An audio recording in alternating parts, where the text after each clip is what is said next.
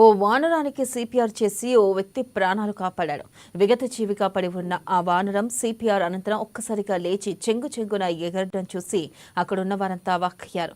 ఈ విచిత్ర సంఘటన మహబూబాబాద్ జిల్లా సీరోలు మండల కేంద్రంలో జరిగింది. ఒక వానరం విద్యుత్ షాక్కి గురై అక్కడ పడిపోయింది. ఆ కోతి చనిపోయింది అనుకుని అంతా వదిలేశారు. అయితే నాగరాజు అనే ఒక యువకుడు విద్యుత్ షాక్తో పడిపోయిన కోతిని గమనించి దానికి సిపిఆర్ చేశాడు. వానరంపై నాగరాజు చూపిన ప్రేమపై గ్రామస్తులు హర్షం వ్యక్తం చేశారు.